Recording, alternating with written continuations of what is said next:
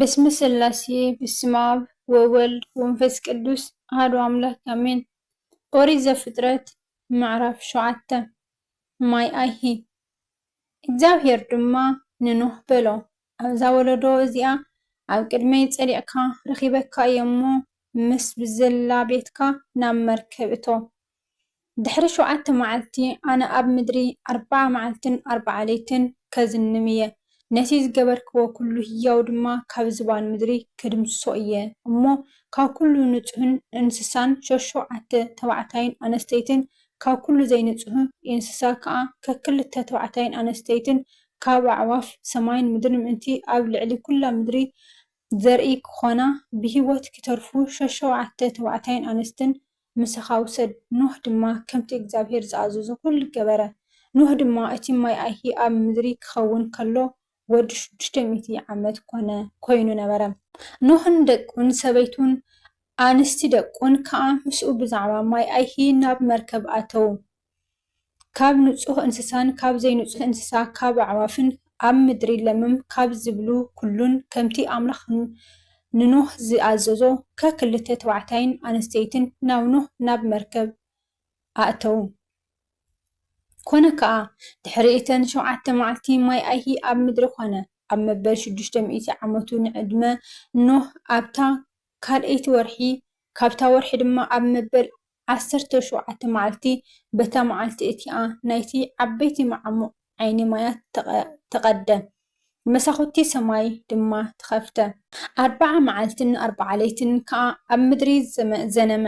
በታ መዓልቲ እቲኣ ድማ ኖህን ደቂ ኖህ ከዓ ሴምን ካምን ያፌትን ሰበይቲ ኖህን 3 ኣንስቲ ደቁ ድማ ምስኦም ናብ መርከብ ኣተው። ንሳቶምን ኩሉ ኣራዊት በብዓይነቱን ኩሉ እንስሳ በብዓይነቱን ኣብ ምድሪ ለመም ዝብል ኩሉ ለመምታ በብዓይነቱን ኩለን ኣዕዋፍ በብዓይነተን ኩለን ጨራሩን ክንፊ ዘለዎ ኩሉ ድማ ናብ መርከብ ኣተው። ህያው ትንፋስ ካብ ዘለዎ ኩሉ ስጋ ከክልተን ናብ ኖህ ናብ መርከብ ኣተው። እቶም ዝኣተው ድማ ከምቲ ኣምላኽ ዝኣዘዞ ካብ ኩሉ ስጋ ተባዕታይን ኣነስተይትን ኣተው። እግዚአብሔር ከዓ ብድሕሪኡ ዓፀዎ። ማይ ኣይሂ ድማ 40 መዓልቲ ኣብ ምድሪ ዘነመ። እቲ ማይ ከዓ በዝሐ ነታ መርከብ ድማ ኣልዓላ ካብ ምድሪ ከዓ ንላዕሊ ክብ ኣበለት። እቲ ማይ ድማ በርትዐ ኣብ ምድሪ ከዓ ኣዝዩ በዝሐ። እታ መርከብ ድማ ኣብ ልዕሊ ማይ ተንፀባልል ነበረት። እቲ ማይ ኣብ ልዕሊ ምድሪ ኣዝዩ እናበርትዐ ከደ።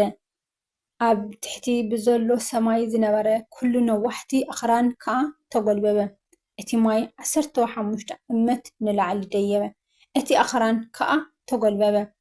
ሽዑ ኣብ ምድሪ ዝወሳወስ ስጋ ዘለበሰ ኩሉ ኣዕዋፍን እንስሳታትን ኣራዊትን ኣብ ምድሪ ለመም ዝብል ኩሉ ለመምታን ኩሉ ሰብን ሞተ። ኣብ ንቑፅ ምድሪ ዝነበረ ኩሉ ኣብ ኣፍንጩ ትንፋስ ህያው መንፈስ ዝነበሮ ሞተ። ኣብ ልዕሊ ምድሪ ዝነበረ ኩሉ ህያው ጠፍአ። ካብ ሰብ ክሳዕ እንስሳን ለመምታን ኣዕዋፍ ሰማይን ካብ ምድሪ ጠፍኡ። ኖህ ጥራይ ምስቶም ምስኡ ኣብ መርከብ ዝነበሩ ተረፈ። እቲ ማይ ድማ ክሳዕ 150 መዓልቲ ኣብ ምድሪ በርትዐ። ምዕራፍ 8 ማይ ኣይሂ ከም ዝነፀፈ። ኣምላኽ ከዓ ንኖህ ነቶም ምስኡ ኣብ መርከብ ዝነበሩ ኩሎም ኣራዊትን ኩሉ እንስሳን ዘከረ። ኣምላኽ ድማ ኣብ ምድሪ ንፋስ ኣንፈሰ። እቲ ማይ ከዓ ጎደለ። ናይቲ መዓሙቕ ዓይኒ ማያትን መሳኹቲ ሰማይን ተዓብሰ። ሰርቢ እውን ካብ ሰማይ ፀሓየ። እቲ ማይ ድማ ካብ ምድሪ እናተመለሰ ከደ። ኣብ መወዳእታ 150 መዓልቲ ከዓ እቲ ማይ ጎደለ። ብሻምዓይቲ ወርሒ ካብታ ወርሒ ድማ ኣብ መበል 17 መዓልቲ እታ መርከብ ኣብ ኣኽራን ዓራራት ዓረፈት። እቲ ማይ ከዓ ክሳዕ 10 ወርሒ እናጎደለ ከደ። ኣብ 10 ወርሒ ካብታ ወርሒ ድማ በታ ቀዳመይቲ መዓልቲ ርእሲ እቲ ኣኽራን ተረኣየ። ኮነ ከዓ ኣብ መወዳእታ 40 መዓልቲ ኖህ ነቲ ኣብ መርከብ ዝሰርሖ መስኮት ከፈቶ፣ ኳኽ ድማ ሰደደ። ንሱ ከዓ ማይ ካብ ምድሪ ክሳዕ ዝነፅፍ ንየው ነጀው ይመላለስ ነበረ። ድሕሪ እዚ ድማ ማይ ካብ ልዕሊ ገጽ ምድሪ ጎዲሉ እንተኾነ ክርኢ ካብቲ ዘለዎ ርግቢት ሰደደ። ኣብ ልዕሊ ገጽ ኩላ ምድሪ ማይ ስለ ዝነበረ ግና እታ ርግቢት እግራ እትዕርፈላ ኣይረኸበትን እሞ ናብኡ ናብ መርከብ ተመለሰቶ። ኢዱ ዘርጊሑ ወሰዳ፣ ናብኡ ከዓ ናብ መርከብ ኣእተዋ። ገና ካልእ 7 መዓልቲ ጸኒሑ ድማ ነታ ርግቢት መሊሱ ካብ መርከብ ሰደዳ። እታ ርግቢት ኣጋምሸት ተመልሰቶ። እንሆ ከዓ ልሙዕ ቆጽሊ ኣውሊዕ ኣብ ኣፋ ሒዛ ነበረት። ሽዑ ኖህ ማይ ካብ ምድሪ ከም ዝነጸፈ ፈለጠ። ገና ካልእ 7 መዓልቲ ጸኒሑ ድማ ነታ ርግቢት ሰደዳ።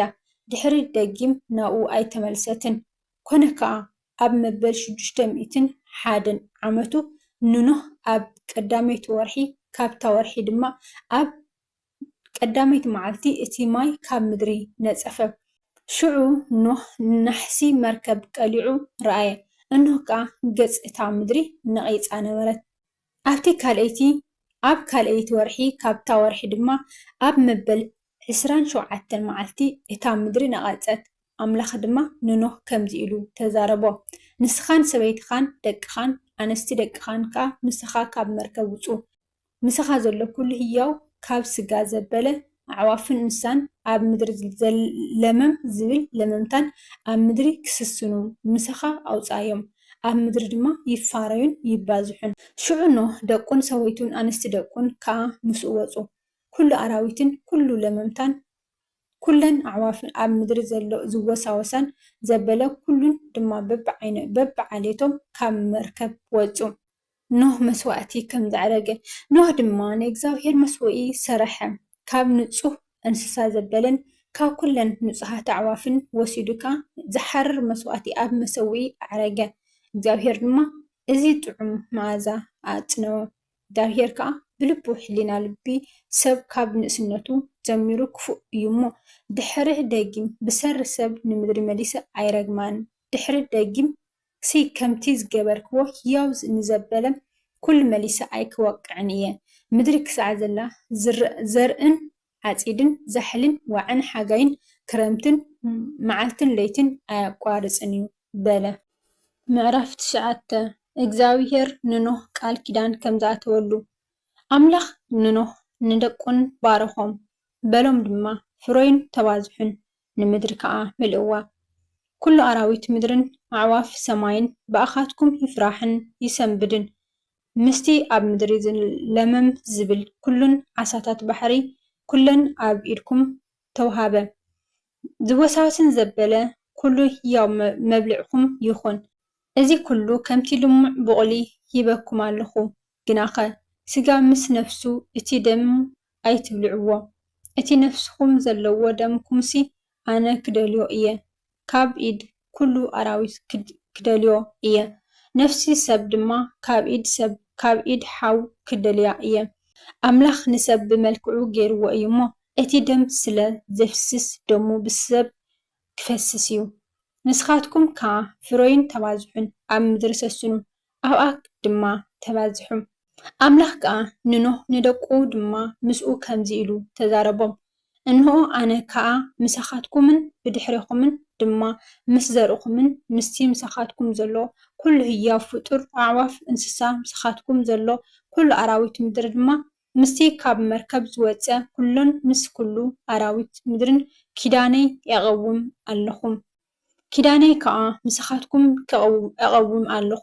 ድሕሪ ደጊም ስጋ ዘበለ ኩሉ ማይ ኣይሂ ኣይጥፍእን። ንምድሪ ዘይጥፍእ ማይ ኣይሂ ድማ መሊሱ ኣይክኸውንን እዩ። ኣምላኽ ከዓ በለ፣ ነቲ ኣብ መንጎይን ኣብ መንጎኹምን ኣብ መንጎ እቲ ምሳኻትኩም ዘሎ ኩሉ ህያው ነፍስን ንዘለኣለም ዝገብሮ ኪዳን ምልክቱ እዚ እዩ። ቀስተይ ኣብ ደመና የንብር ኣለኹ። ንሱ ድማ ነቲ ኣብ መንጎይን ኣብ መንጎ ምድርን ዘሎ ኪዳን ምልክት ክኸውን እዩ። ይከውን ከዓ ደመና ኣብ ልዕሊ ምድሪ ምስ ዝባኑን ኣብቲ ደመና ድማ ቀስቲ ክርአ እዩ። ነቲ ኣብ መንጎይን ኣብ መንጎኹምን ኣብ መንጎ እቲ ኣብ ኩሉ ስጋ ዘሎ ኩሉ ህያው ነፍስን ዘሎ ኪዳነ እዝክር። ደጊምሲ እቲ ንኩሉ ስጋ ዘጥፍእ ማይ ኣይሂ ኣይክኸውንን እዩ። እቲ ቀስቲ ድማ ኣብ ደመና ክኸውን እዩ። ኣነ ከዓ ነቲ ኣብ መንጎ ኣምላኽን ኣብ መንጎ እቲ ኣብ ምድሪ ዘሎ ኣብ ኩሉ ስጋ ዘሎ كل هياو نفسن زلو كيدان زلعالم انتي كذكر كريو إياه أملاخ دمانو نتي أب منغوين أب منغو أتي أب لعلي مدر زلو كل سكا زقومكو كيدان ملكوت إزيو بلو نوهن دقون እቶም ካብ መርከብ ዝወፁ ደቂ ኖህ ሴምን ካምን ያፌትን እዮም። ካም ከዓ ኣቦ ከነዓን እዩ። እዚኣቶም ሰለስቲኦም ደቂ ኖህ እዮም። ካብዚኣቶም ከዓ ሰብ ኣብ ኩላ ምድሪ ተዘርኡ። ኖህ ድማ ሓረስታይ ምድሪ ክኸውን ጀመረ። ወይኒ ከዓ ተኸለ። ካብ ወይኒ ሰትዩ ድማ ሰኸረ። ኣብ ማእኸል ድንኳኑ ከዓ ፅራዩ ኮነ። ካም ኣቦ ከነዓን ከዓ ሕፍረት ኣቦኡ ርእዩ ናብ ግዳም ወፂኡ ንኽልቲኦም ኣሕዋቱ ነገሮም። ሴምን ያፌትን ድማ ክዳን ወሲዶም ኣብ መንኮቦም ገይሮም እናድሓርሓሩ ሕፍረት ኣቦኦም ከደኑ። ገፆም ንድሕሪት ገይሮም ሕፍረት ኣቦኦም ኣይረኣዩን። ኖህ ከዓ ካብ ስኽራኑ ናብ ልቡ ተመልሰ። እቲ ንእሽቶ ወዱ ዝገበሮ ድማ ፈለጠ። በል ከዓ ክንዓን ርጉም ነውሕዋቱ ባርያ ባሮት ይኹን በለ ድማ እግዚአብሔር ኣምላኽ ሴም ይባረኽ ከነዓን ድማ ባርኡ ይኹን። ኣምላኽ ንያፌት የስፍሕ ኣብ ድንኳውንቲ ሴም ከዓ ይንበር ከነዓን ድማ ባርኡ ይኹን። ኖህ ከዓ ድሕሪ ማይ ኣይሂ 350 ዓመት ነበረ። ኩሉ ዕድመ ኖህ 950 ዓመት ኮነ ሞተ ድማ። ስለ ቃላቱ ናይ ቃላቱ በዓል ቤት እግዚአብሔር ኣምላኽና ዝኸበረን ዝተመስገነን ይኹን። ዝወደቐ ዝነጠበ ብኣፈ ትጓን ቅዱሳን መላእክቲ ይተኣረመለይ። ወስብሐት ለእግዚአብሔር ልዑል ወለወላዲቱ ድንግል ወለመስቀሉ ክቡር አሜን።